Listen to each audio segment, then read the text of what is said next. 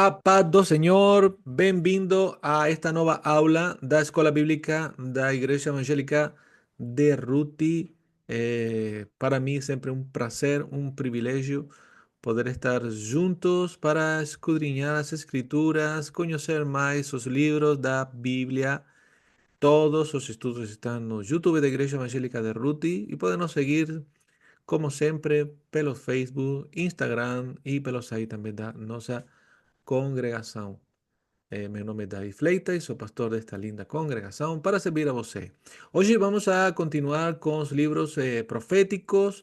Já estamos quase terminando o Antigo Testamento. Vamos a falar do livro de Zacarias, livros escrito, ¿verdad?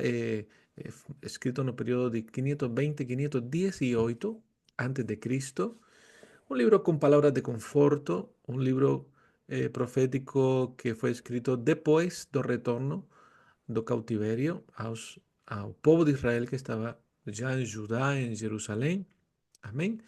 E como sempre vamos a estudar contexto histórico, geográfico, síntese do livro, nome, autor e data, tema central, esboço, resumo do conteúdo e lições aprendidas. Um livro de Zacarias que tem 14 capítulos. Un libro profético muito interessante, eh, muito parecido aos livros de Daniel, livro de Apocalipse. Vamos a estar falando sobre isso um pouco, porque trata de acontecimentos e usa muitas figuras eh, difíceis de interpretar e que todo está, verdade, focalizado a eventos futuros. Así que é um livro muito interessante que peço a você que esteja atento a esta aula, porque vamos a aprender cosas, ¿verdad? Siempre que son de edificación para nuestras vidas. Aquí vamos a encontrar un cronograma do cautiverio judaico. Todas estas aulas últimas, estamos repitiendo muchas de estas cosas y es interesante para que você veja, ¿verdad? Y podamos comprender y entender cómo Dios está en control, cómo Dios está en control das nações, cómo Dios, mismo que Él castiga a Israel con el cautiverio por causa de una nación pagã, como fue Babilonia, Él después, ¿verdad? Fez que ese imperio cai con el imperio medo-persa y Ciro da, ¿verdad?, liberdade para os imigrantes, não somente para os judeus, sino para todos os imigrantes, todos que eram estrangeiros no imperio medo-persa, retornar para seus países. Então, para entender o contexto histórico descrito nos libros de Esdras y Nehemías. ¿Por qué el libro de Esdras y Nehemías? ¿Ven? Libros de Esdras y Nehemías no son libros proféticos. Esdras no era profeta, Nehemías también no. Un escribente, ¿verdad? El otro era copero. Y él fue usado por Dios para ese retorno y la reconstrucción especialmente do templo y Nehemías, la reconstrucción de Jerusalén, específicamente los muros, ¿no?, de Jerusalén.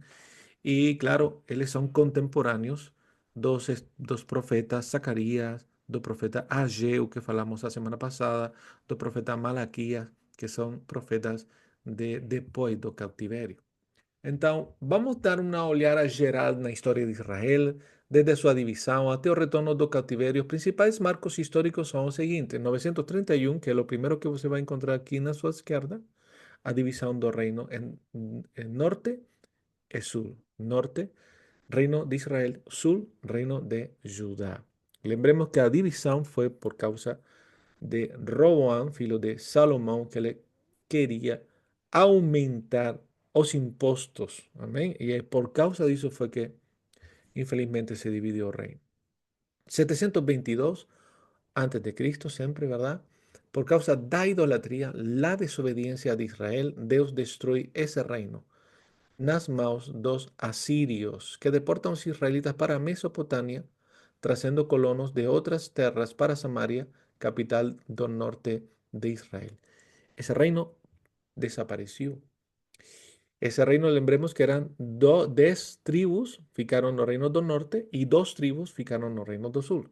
612, entre tanto, Babilonia de Nabopolassar, pai de Nabucodonosor, había se tornado tan fuerte que subyugó a los asirios en esa época y luchó contra los egipcios, ¿no? Encontramos el imperio asirio cae pelo imperio de Babilonia. 609 cae Egipto, faraón egipcio Neco tenta avanzar para o norte do Egipto ao longo da costa de Palestina para lutar contra a Babilônia, mas o rei judeu Josias, que tinha 39 anos na época, e era o rei mais devoto de Judá de todos os tempos. Você pode encontrar isso em Segunda de Reis, capítulo 23. Josias foi um bom rei de Judá nessa época, pero ele quer bloquear o caminho do faraó Neco e se enfrentou em batalha, apesar dos hábitos de Neco, de que sua missão vinha de Deus, o que era verdade. O sea, Deus havia dado liberdade ao faraó de aquela época, Necao, para lutar contra Babilônia. O rei Josias morre em batalha. Son muy interesantes esas historias, muy interesante cómo Josías pensaba que por ser rey de Judá y por ser Deus, ¿no? Deus dele era Deus creador do céu da terra, ele achava que Neco, por ser egipcio, iba a caer muerto, iba a perder la batalla. Pero el asunto es que Necao, o rey egipcio, estaba haciendo a vontade de Deus. Amén. Vamos a tomar notas de estas cosas para no lutar contra el Señor achando que otro está, ¿verdad? Fuera de la voluntad de Dios. Y somos nosotros que estamos fuera de la voluntad de Dios. Entonces Josías, perdón, el rey Josías morre en batalla, estamos hablando de 609, y su filho Joacás es coronado rey pelo povo, mas ele dura apenas 3 meses. Pues Neco le va prisionero para Egipto, donde él morre, y Neco, o Necao, coloca otro filho de Josías, Eliaquim, en Israel, a quien él muda o nombre para Jehoaquim y faz pagar tributos. Bem, estamos no 605, no cuarto ano do reinado de Jehoaquim. Os babilônios derrotam os egípcios e Jehoaquim teve que transferir sua vassalagem para a Babilônia. Nabucodonosor tomou refém de Judá entre os filhos da nobreza, como foi o caso de Daniel e famosos amigos. Isto é conhecido como a primeira deportação. Aí encontramos a primeira deportação, a primeiro grupo de judeus, especialmente jovens, especialmente pessoas muito capacitadas, que são levadas de Judá para Babilônia. Enquanto isso, Nabucodonosor da Babilônia permitiu que permanecesse Joaquim como rei, embora anos depois Joaquim tenha tentado de se aliar ao Egito novamente e depois foi preso por Nabucodonosor e em seu lugar deixaram a seu filho Joaquim. En 597, en cuanto Joaquín también intenta revoltar contra el dominio babilónico, Nabucodonosor invade Jerusalén, lo que es conocido como la segunda deportación. 597, segunda deportación. Amén. Y lleva o rey, a Joaquín, a Rainha Mae y a otros 10.000 judeos, incluyendo también al profeta Ezequiel. Él, el rey Nabucodonosor, sustituyó a Joaquín por su tío Sedequías, filo de Josías, que permaneció como rey hasta 576. No, 576, Sedequías reinó en Jerusalén, subyugado por Nabucodonosor, hasta, ¿verdad? Hasta 586, que es la tercera y última devastación contra Jerusalén y la última deportación y destrucción de Jerusalén y do templo. Sedequías, así como su hermano Joaquín, intenta convencer a los egipcios, se aliaron contra Babilonia, y porque los falsos profetas en esa época recomendaban la rebelión contra Babilonia, y en todo esto, los profetas de ese momento, de esa época, decían que no se rebelaran contra Babilonia, porque esto era castigo de Dios. Mas mismo siendo un castigo de Dios, Dios estaba en control de todo lo que estaba aconteciendo. Jeremias recomendou a rendição, então ele foi espancado, foi prisioneiro e ele profetizou a destruição de Jerusalém. Capítulo 27 de Jeremias. No 586, Nabucodonosor acabou com Jerusalém. O rei Sedequias, naquele momento, foi cautivado, seus olhos foram arrancados, seus filhos foram executados, e o templo de Salomão foi reduzido a cinzas, e Jerusalém ficou monte de ruinas. En ese momento, oh, Babilonia, ¿verdad? O rey de Babilonia, dejó a Gedalías como gobernador de Judá. Nabucodonosor deja a Gedalías como gobernador, ya no es como rey, ya no habría más reyes después de último que fue Sedequías. Pocos meses después, él fue asesinado por Ismael, un grupo disidente que no quería se someter a Babilonia y huyó para Egipto con una grande parte del pueblo restante por medio de los caldeos. Dios había falado por medio de Jeremías que permanecieran en Judá, que no fugiran a Egipto, eh, que no temieran a Babilonia, porque Dios estaba en el control, todo estaba yendo al segundo plano de Dios, mas eles no obedeceran, fueron para Egipto. ¿Mm? Y en los 539 a Babilonia permaneció en todo su esplendor por casi 50 años após la conquista de Jerusalén, mas no 539 encontramos ahí, bien grande, queda da Babilonia por Ciro, que era, ¿verdad?, el rey do imperio medo-persa. Ciro penetró los muros de Babilonia y fácilmente tomó a ciudades. En los 538, Dios usa a Ciro para escribir un decreto ordenando que todos los pueblos cautivos retornasen a sus tierras. Amén. Y se cumplió esos 70 años de cautiverio. Amén. Donde Dios estaba controlando ese castigo por causa de la rebeldía, por causa de la injusticia, por causa de la idolatría, ¿verdad? Era un castigo que Dios ya había falado que iba a acontecer, pero que era un castigo controlado. Amén. Aquí vamos a encontrar las rotas de el primer grupo que retornó con Zorobabel, con 42.462 judíos, Zorobabel, ¿verdad? Que fue parte de descendencia del rey David. El segundo retorno con Esdras, a ser nomeado como ministro de Asuntos Religiosos, con, o rey en aquella época, que era Artaxerxes, ¿no? 558, y la última retorno con Nehemías, que fue nomeado como gobernador en el 444. Y en el 522 el templo es reconstruido y dedicado al Señor. Amén. Aquí encontramos las rutas de retorno de los grupos que fueron retornando. Fueron tres deportaciones, no momento del cautiverio, fueron tres deportaciones, y después con Ciro, aquel decreto que permitía a los que eran ahora nativos retornar a sus países, fueron tres grupos también que fueron retornando poco a poco. Aquí encontramos ese cronograma del cautiverio judaico, el primer grupo, como ya falé, con Zorobabel, el segundo grupo con Esdras y el tercer grupo, bajo Nehemías, reconstruyó los muros de Jerusalén y para Artaxerxes. Y aquí encontramos tanto el profeta que ya falamos, el libro, la semana pasada, el libro de Ageo y Zacarías, porque son contemporáneos.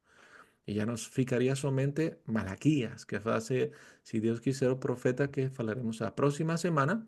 Después de Malaquías, encontramos 40 años de silencio hasta la llegada de João Batista, amén, que fue profeta que Dios usó y que abría camino para Jesús.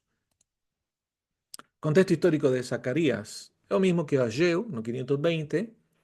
Eh, Ageu pues escribió en el segundo año de Darío y en Zacarías capítulo 1, verso 1 también encontramos que en el segundo año segundo año de Darío, en el octavo mes. Ageu dice en el segundo año de Darío, sexto mes, y Zacarías comienza segundo año de Darío, octavo mes, que son contemporáneos. Zacarías capítulo 7, verso 1 habla, da datas, amén, da época, y en Zacarías 9:1 hay otra mensaje sin data y el templo fue reiniciado en los 520, concluido en 515 a.C. Mas el opovo negligenciara a construcción de la ciudad de Jerusalén ya en 444 a.C. Então, Neemías tuvo que vir de Persia para construir los muros. Então, cuando retornan, cuando comienzan a retornar, lo primero que comienzan a edificar las propias casas. Amén. Falamos en Ageu, e você vai encontrar em Malaquias também falando a mesma coisa. Quando Malaquias fala do assunto dos dízimos, em que me habéis robado, um texto que se usa muito, ¿verdad? Que es un texto que Dios fala para el pueblo de Israel. Le dice, me habéis robado y el pueblo pregunta, ¿qué te hemos robado? En vuestros diezmos y en vuestras ofertas. ¿Por qué? ¿Por qué Dios fala así? Porque el pueblo estaba solamente focalizado con la reconstrucción de sus propias casas y habían abandonado la reconstrucción del templo. Entonces ellos comenzaron a reconstruir el templo y fue reconstruido y concluido en 515. Más tardaron mucho en la reconstrucción de las ciudades. Por eso que Nehemías debe ir, le pide cartas al rey de Persia para poder llegar y reconstruir los muros. Porque sin los muros, pues cualquier enemigo podía entrar y nuevamente destruir el templo. Este sería el segundo templo, ¿ok? El primer templo sería el templo de Salomón y este sería el segundo templo que fue reconstruido. Algunos ya piensan o hallan que el tercer templo está pronto para ser reconstruido. El grande problema es que los judíos, si van a reconstruir el templo, tienen que reconstruirlo en el mismo lugar donde fue reconstruido el primero y el segundo, y ahí está a Mezquita de Omán. No sé si usted conoce un poco ese lugar, que es la famosa que tiene una cúpula de oro, o sea, es una mezquita musulmán. Então, construir el tercer templo tiene que ser algo bastante extraordinario porque hay una mezquita musulmana en ese lugar. Cronología do retorno. Nuevamente, amén. Vemos aquí quién eran los reyes, ¿sí? Todos ellos medo-persas y después el imperio medo-persa ficó solamente como persa. Ciro, Cambises, Darío, Xerxes y Artaxerxes, ¿sí? Encontramos algunos de ellos nomeados en la propia palabra de Dios. Comienza el templo en 538, continuación del templo por Zorobabel y Josué, animados por Ageu y Zacarías en 520. Zorobabel era el gobernador, Josué era, o sea, sumo sacerdote en aquella época, y en 513, ¿verdad? El templo fue completado.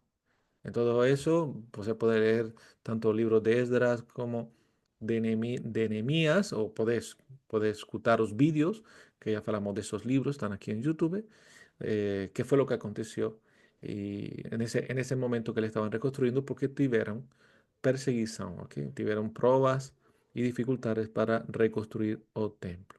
Pero al final fue reconstruido. Bien, vamos entonces ahora con lo que sería la cronología de los profetas. Y aquí en verde encontramos, ¿verdad? O profeta Zacarías, 518 antes de Cristo, y ya terminaríamos con el profeta Malaquías. Si Dios quiser, a próxima semana. Y encuentra você todos os profetas. Esta é uma forma muito boa para que você veja onde cada profeta trabalhou e ministrou, não? E profetizou. E vai encontrar que não está na ordem que está na sua Bíblia, viu? Primero apareció el profeta Obadías, después Joel, después Jonás, después Amós, ¿ah? Y en nuestra Biblia está de forma diferente, ¿ok? La Biblia nuestra está conforme al orden que tiene también la Biblia hebrea, ¿ok? Entonces, los primeros profetas que aparecen son los profetas que más escribieron. Ezequiel, Daniel, Jeremías son los profetas que más escribieron. Y después están los profetas menores, que son escribían menos, ¿no? Por eso se llaman menores y los otros se llaman mayores. Entonces você vai notar aquí que después do cativerio está o profeta Ageu, Zacarías y Malaquías. Depois, tá? Estas mensagens são muito interessantes, porque já não é com o povo antes do cautiverio, nem no momento do cautiverio, sino que depois. Os profetas que pregaram ou ministraram no tempo do cautiverio foram Ezequiel e Daniel, ok? Jeremias também, amém? Jeremias, Ezequiel y Daniel.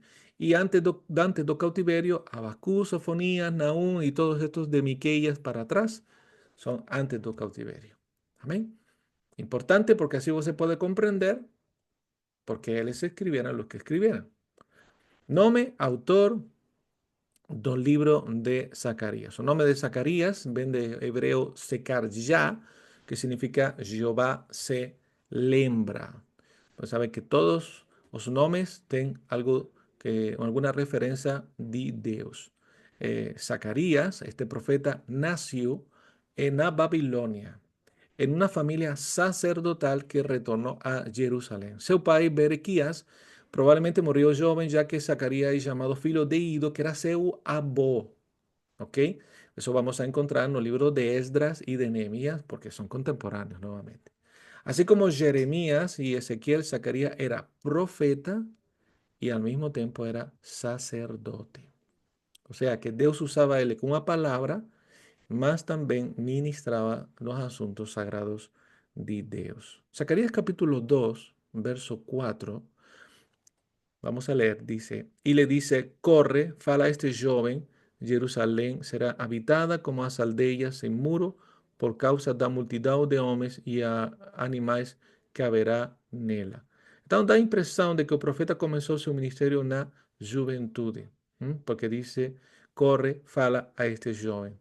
Então está falando de próprio Zacarias. A missão de Zacarias era a mesma de Ageu, induzir ao povo a reconstruir o templo. Amén. Esa era la palabra que Deus falava, a reconstrução do templo. Por quê? Porque o templo era o símbolo da autoridade de Deus. Era o lugar de adoração, lugar de oferta, lugar de entrega, onde se ensinava a palavra do Senhor. O templo era o centro espiritual. Então, sem centro espiritual, o povo ia de novo a cair no pecado, na rebeldia. Então, era importante o templo. Hoje em dia nós temos algo maior que o templo, não? Jesus falou, não? Aqui há alguém maior que o templo, Jesus. Ele está agora em nossas vidas por meio do Espírito Santo. Por isso é que a palavra do Senhor nos diz em Atos que ele já não mora, já não vive, verdade? Em templo feito de mãos de homens. Então, agora o templo do Espírito Santo, qual é? Nossas vidas, nosso corpo, ¿verdad? A igreja do Senhor é o templo do Espírito Santo. Então, não precisamos de um lugar para adorar a Deus. Podemos adorar ao Senhor em qualquer lugar. Não precisamos chegar ao templo para servir a Deus. Servimos ao Senhor em qualquer lugar, porque nós, você e eu, somos o templo donde Deus habita por meio do seu Espírito Santo. Então, Ageu, o propósito do profeta Ageu era incitar a ação, chamar a atenção para mover-se. Pero Zacarias se referia à atitude do povo enquanto agia, a sua retidão de coração e dependência de Deus. Estava mais focalizado na atitude de santidade, de búsqueda de Deus. E é verdade que havia que construir o templo, pero Zacarías decía, ok, vamos a reconstruir el templo, mas ¿cómo están nuestras vidas delante de Dios? Sí, vamos a reunirnos, vamos a adorar al Señor, vamos a hacer culto a Dios, mas ¿cómo está nuestra vida? ¿Cómo nos presentamos diante de la presencia de Dios como congregación, como iglesia? ¿Cómo está nuestro diario vivir? ¿Cómo es nuestro comportamiento como filhos y filhas de Dios? Amén. ¿Cómo está retirado de nuestro corazón y nuestra dependencia de Deus? Então, este, este era o propósito maior de Zacarias. A data do livro, aproximadamente 518, 515. Encontramos algunas datas en Zacarías capítulo 1, capítulo 7, verso 1. E outras mensagens do capítulo 9 não tem data. Se foram depois que o templo foi reconstruído, pues estaríamos falando 515. Pero vamos a dizer, ¿verdad?, que sobre esa época, más o menos 515, que fue cuando ya el templo fue reconstruido. ¿Cuál es el tema central? A coragem para a restauração do templo, para as promessas próximas e bênçãos futuras. Deus preservará o seu remanescente de todos os poderes mundiais que os oprimem. Esses impérios serão destruídos, mas o verdadeiro Israel de Deus sobreviverá às provações que virá, porque eles são o povo do Messias. O próprio Deus estabelecerá seu reino e governará a terra depois de derrotar seus inimigos. Amém? Então, Zacarias encoraja a restauração do templo. ¿Por quê? Porque hay promesas próximas, bendiciones futuras, más como ya encontramos en los libros de Ageo y en algunos otros profetas, Zacarías fala de algo que iba a acontecer en un momento, ¿verdad? Que que eles iam reconstruir o templo, mas também de profecias ou eventos que aconteceriam com a vinda do Senhor Jesus. Para os judeus naquela época, eles esperaban no Mesías, eles entendían y comprendían que de momento que eles iban a construir, a reconstruir el templo, pues ya se iba a acabar ese cautiverio, porque lembremos que mismo que eles retornaram do cativerio, ainda eles estavam sob o poder persa, ok? Então, a imagem do Messias era, sobretudo, para ser liberados do império opressor, ok? Sempre, quando você pense nos judeus e trate de imaginar qual é a figura que representa para o judeu o Messias, irmão, é esta aquel que nos va a librar del poder del enemigo. Es Isa. Y que, por lo tanto, va a traer tiempos de prosperidad, de paz, de bienestar para todo el pueblo. Es la imagen de aquel que nos va a librar en la época de Jesús, ¿verdad? Nos va a librar de qué? Dos romanos, dos yugos romanos. ¿Ok? Esa es la imagen que tienen los judíos. Y hoy en día, ellos esperan la vinda de dos Mesías, ¿ok? Para librarnos de qué? De todos los enemigos, porque Israel está rodeada de enemigos del Islam, ¿ok? De los musulmanes, ¿ok? Entonces están rodeados de esos enemigos. Entonces, ellos están esperando Mesías. No sabemos que ya el Mesías llegó, que Jesús es el Mesías esperado, ¿verdad? Y que eles não reconheceram o tempo da sua vinda, não? Como falou Jesus, se conheceras o tempo da tua visitação, e que é lo que é para ti a tua paz, e ela era Messias. É um tempo triste quando Jesus olha para Jerusalém, não? E ele diz a palavra llora. Note que em todos os evangelhos somente Jesus chorou duas vezes. Lloró cuando murió Lázaro y lloró cuando vio y llegó a Jerusalén. Y él fala, Jerusalén, Jerusalén, que matas a tus profetas.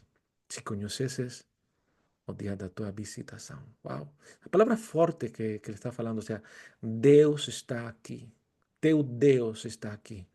O Messias que você está esperando está aqui. Mas você não vai reconhecer a ele. Triste, ¿eh?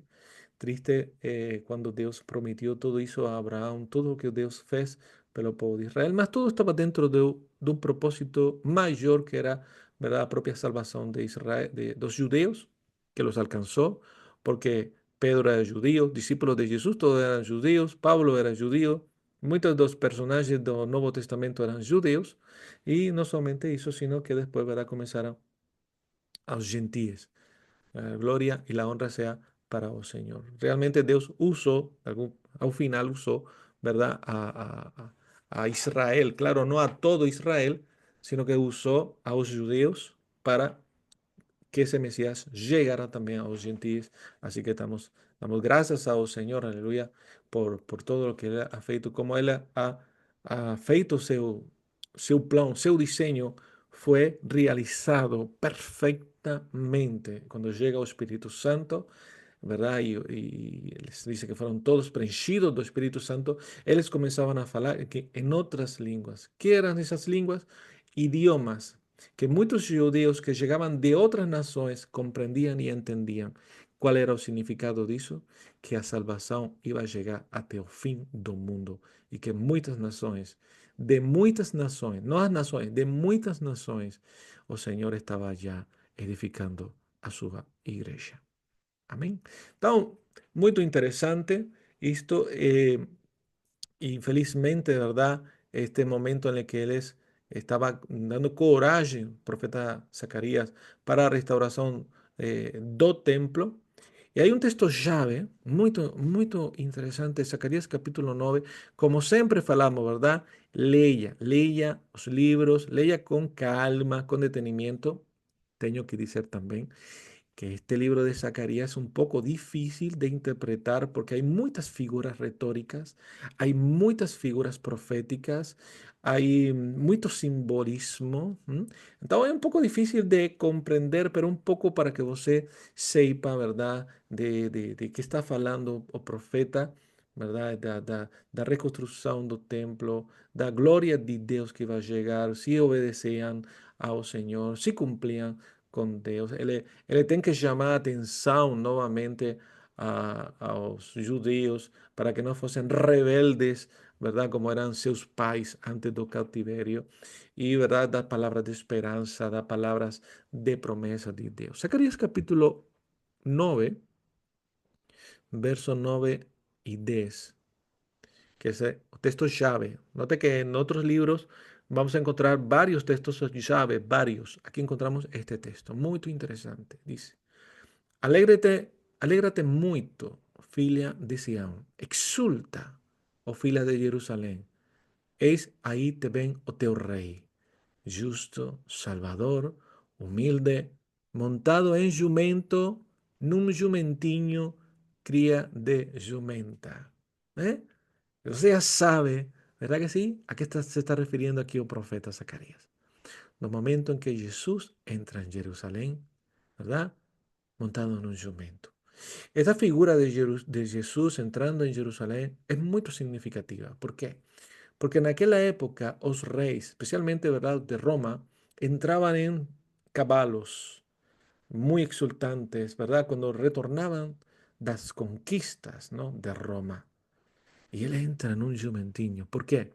Aprended de mí, que soy manso y humilde de corazón. Él entra, aleluya, oh Rey dos Reyes, Señor dos Señores, entra en Jerusalén. Dice, justo, Salvador, humilde. Aleluya.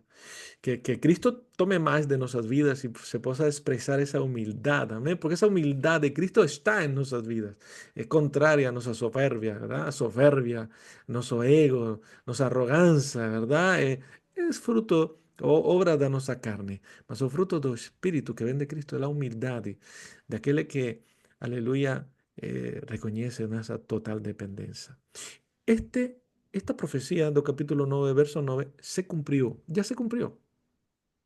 Se cumplió en aquel momento y los propios evangelistas, ¿verdad? Los evangelios que no nomean, ¿verdad? Falan de esa entrada, eh, lembran este texto, así, ¿verdad? Como el profeta Zacarías escribió. Agora no verso 10, o seguinte, dice, destruiré os carros de Efraín y os caballos de Jerusalén, y o arco de guerra será destruido. Él le anunciará paz a las naciones, y su dominio se extenderá de mar a mar, desde Éufrates hasta las extremidades de la tierra. Y aquí encontramos algo que debemos de saber interpretar y entender bien. No verso 9 está hablando de algo que ya aconteció. No verso 10 está hablando de algo que ainda no aconteció. ¿Ok? Porque no aconteció ainda que o dominio do Señor y a paz en las naciones, ¿verdad?, se ha extendido de mar a mar hasta las extremidades de la tierra. Eso no aconteció. Eso está por acontecer. Tanto es muy importante para no caer, ¿verdad?, en interpretaciones cerradas. Como ya hablamos la semana pasada o la anterior, cuidado de pegar textos de libros proféticos y trouxer para nossa realidade, para nossa actualidade, não? E falávamos, por exemplo, a glória postrera desta casa será maior que a primeira. E falávamos, verdade? Que não está, que não podemos tomar, irmão, não podemos tomar esse texto e pensar que o Senhor está falando aí da nossa congregação, ou da nossa casa, ou da nossa família. A glória de Deus es Jesús. Y eso se cumplió cuando Jesús entró en el templo. Cuando Jesús entró en aquel templo, la gloria postrera fue mayor que la primera casa, que el primer templo. Es lo que está hablando ahí el profeta. Lembra qué aconteció con la primera casa, dice la palabra del Señor, que la gloria del Señor preencheu, amén, aleluya, el templo de Salomón, dice que ni los sacerdotes podrían ministrar. El profeta estaba diciendo después que Cristo, Jesús, no templo era mayor gloria que la gloria del primer templo. ¿Vio? Entonces no podemos pegar textos, especialmente dos libros proféticos, hermano, muy cuidado tomar, ¿verdad? Y contextualizarlos, llevarlos a nuestra actualidad y darles una interpretación que nada tiene que ver con lo que fue para lo que fue escrito. Palabras llaves, así dice el Señor 20 veces, Jehová dos ejércitos 51 veces. Así que la texto llave, capítulo 9 verso 9 y 10 de Zacarías, una profecía que ya aconteció, una otra profecía que está por acontecer. ¿Por qué Zacarías es muy parecido a Apocalipsis? Es semejante al estilo de Ezequiel, de Daniel y también do propio Apocalipsis. Porque, como ya falamos, contém visões, linguagem apocalíptica, linguagem de revelação, pictórica, gráfica, que no podemos leer literalmente y cuya interpretación, en todo caso, constituye un desafío para nos hoje. Para os judeus da época, provavelmente essa linguagem era muito comum e compreensível, mas para nós hoje é difícil. Amém? Por isso, eu convido você, algo que eu aprendi há muito tempo, as profecias que ainda não estão não han acontecido, quando falamos de escatologia, que são os eventos do porvenir, vamos a tomar con mucho cuidado, ¿ok? Vamos a tomar con mucho cuidado, porque hay cosas que son certas. La vida del Señor Jesús es certa. Amén, le ven. Pero después hay unos eventos que según a línea de interpretación, según algunas iglesias, algunas denominaciones, ¿verdad? Que si ven una serie de años, después otra serie de años, que se va el milenio, que si después, ¿verdad? ¿Qué va a acontecer con todo ese tiempo? Hermano, lembremos que son figuras, eh, ¿verdad? Literarias, que uno tiene que tener cuidado, amén, a la hora de, como decimos en español, colocar la mano en el fuego por lo que ahí dice.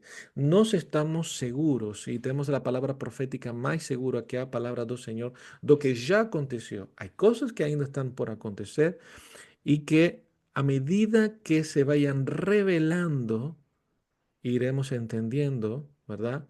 ¿Qué era lo que estaba profetizado? Así como el nacimiento de Jesús, que ellos sabían que Jesús iba a nacer en Belén de Éfrata, ¿sí? Ellos sabían que iba a nacer, ¿verdad? Pero no sabían el tiempo cuándo iba a nacer, sino fue que después, que fue con el cumplimiento, igual que con la vinda del Espíritu Santo en Pentecostés, segundo también el libro de Joel, como el propio apóstol Pedro faló, esto fue, ¿verdad? Lo que escribió Joel, ¿no? El profeta Joel, la vinda del Espíritu Santo. A medida que se van cumpliendo las profecías, no futuro, nos vamos comprendiendo y entendiendo, ¿verdad? Su cumplimiento, ¿ok? Pero haberme explicado bien. Zacarías, como Ezequiel, sirve de base para el Apocalipsis. Así que tenemos que tener cuidado con este libro de Zacarías, ya que Zacarías es citado por João en aquel libro cerca de 30 veces. En el libro de Apocalipsis es citado el libro de Zacarías cerca de 30 veces. Apocalipsis es un libro escrito con propósito de confortar sus destinatarios, os fiéis de siete iglesias de Asia Menor no ano 95, como a esperanza de que la victoria final de Cristo sobre el diablo y sus ángeles está ya asegurada. Y si usted comienza a leer el libro de Apocalipsis, lo primero que usted va a leer en el libro de Apocalipsis, va a ser el propósito del propio libro. Dice capítulo 1, verso 1 de Apocalipsis, revelación de Jesucristo, que Deus lhe deu para mostrar aos seus servos as coisas que em breve devem acontecer e que ele, enviando por intermédio do seu anjo, notificou a seu servo João. É a revelação de Jesucristo. Amém? Ele é o centro desta revelação. Cristo es el centro de esta revelación. Y claro, Jesús, ¿verdad? Cristo es falando, amén, a las iglesias, falando a João, amén, mostrando todas las cartas, ¿verdad? A las iglesias. Pero la revelación de Cristo. De mesma forma, Zacarías está tentando fazer e consolar e encorajar o povo de Deus a continuar a obra, neste caso a construção do templo, protegido pela esperança de que o Senhor virá e estabelecerá seu reino. Ou seja, vamos a encontrar como Zacarías está falando ao povo a encorajar, porque habían deixado, novamente, habían abandonado o templo para dedicarse a suas casas. Eles tinham suas casas muito lindas e habían abandonado la vida espiritual, porque el templo era centro de la vida espiritual. E então ele disse: temos que reconstruir o templo, porque a glória de Deus, a promessa de Deus vai se cumprir. Agora, Zacarías no está falando somente, aleluya, de algo que iba a pasar en ese momento, sino con la vinda de Jesús y hasta el final dos tiempos. Amén. Porque la gloria do templo, lembremos, é Jesus. Então, podemos encontrar no esboço até três mensagens, chamado ao arrependimento, do capítulo 1 ao capítulo 1, 6, no seáis como vossos pais. Ese es un texto que le, es una frase que le dice, no seáis como vossos pais. ¿En qué sentido? No seáis rebeldes, no seáis desobedientes, no seáis injustos. Están retornando do cautiverio y están siendo desobedientes nuevamente. Dios va a continuar castigando toda vida. O sea, Dios está dando oportunidad para retornar. Deus está dando oportunidade para retornar a teu país. E em lugar de você agradecer ao Senhor, servir ao Senhor, obedecer ao Senhor, você está esquecendo Deus. Mensagem número 2, as 8 visões, do capítulo 1, verso 7 até o capítulo 6, verso 15, que sugerem a atividade das hostes celestiais sob o governo de Deus na terra. Amém? Elas, como Deus tem controle, aleluia, de todo acontece na terra e especialmente, verdade, naquilo que, aleluia, afeta a sua igreja, ao corpo de Cristo. Como Deus tem controle, aleluia, de todo o que acontece en esta terra. A questão do jejum, no verso capítulo 7 capítulo 8, o importante é a obediência, não o jejum. O jejum é necessário. Sim, o jejum é necessário até o dia de hoje. Por quê? Porque o jejum nos ajuda a matar nossa carne. Amém? Pues deixamos de comer, deixamos, verdade, de dar o que a carne quer, o corpo quer, então colocamos nosso corpo e seu desejo, verdade, em uma posição de rendição. Amém? Esse é o propósito do jejum. Por favor, que ninguém comece a fazer jejum para que Deus faça alguma coisa, porque esse não é o propósito do jejum. Nunca foi. É no tempo agora. Amém?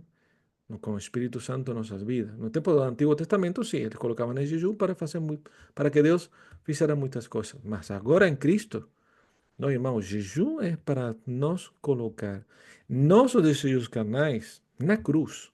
Amém? Para que o Espírito Santo, a vida espiritual, tome força em nossas vidas. Por isso Jesus falou, Jesus falou que quando ele fora quitado, dice, então meus discípulos jejuarão. Por quê? Porque eles vão precisar do poder do Espírito Santo. Então, por favor, não nos coloquemos em jejum para pedir coisas ao Senhor, porque isso é um sacrifício, amém? E já não há sacrifícios para receber nada de Deus. O sacrifício perfeito já foi feito, amém? ¿Cuál es nuestro sacrificio? Dice nuestro culto racional. Es nuestro sacrificio es colocar, ¿verdad? La obediencia, hacer la voluntad del Pai. Amén.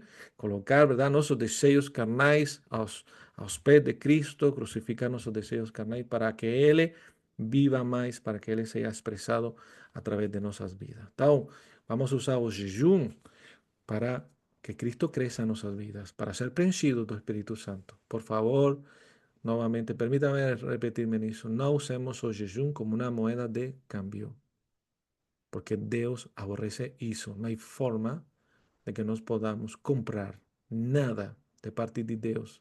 Amén. Porque en Cristo ya tenemos todo. Todas las promesas en Cristo son sí y amén. Todo lo que precisamos ya tenemos. Hay momentos donde uno tiene que colocar en jejum, sí. Deixamos de orar, deixamos de buscar al Señor, deixamos de congregar, deixamos de leer la palabra. Amén. Porque a carne está fuerte, entonces la carne tiene que ser debilitada. ¿Cómo? Hacemos jejum. Oramos ao Senhor nesse jejum, adoramos ao Senhor nesse jejum, ¿verdad? Estamos na presença de Deus nesse jejum. Porque se você fez jejum e está trabalhando, você não está fazendo jejum. Você somente tem fome. ¿Entendeu? Então vamos a fazer as coisas com sabedoria. Após a construção do templo, profecia do reino messiânico, do capítulo 9 até o capítulo 14, profecias que têm que ver com o reino de Cristo ao final dos tempos. ¿Qué aprendemos de este libro tan interesante? A unidade das Escrituras. O Novo Testamento expande todo o fundamento do Antigo Testamento. Segunda de Pedro, capítulo 3, verso 2, para que vos recordéis las palabras que anteriormente fueran ditas pelos santos profetas, ven como do mandamento do Señor e Salvador ensinado pelos vosos apóstoles. Apóstolos. Amén. No, toda la escritura está unida. Desde Génesis hasta Apocalipsis usted va a encontrar, hay una unidad. ¿Por qué? Porque fue el propio Espíritu Santo que inspiró las escrituras. Amén. Y esa línea siempre va hacia la misma dirección que Cristo.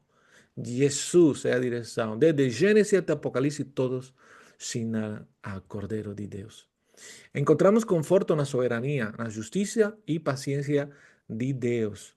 E Ele nos obriga a viver piadosamente. Capítulo 2, verso 3. Capítulo 2, perdão. Segunda de Pedro, capítulo 3, verso 12.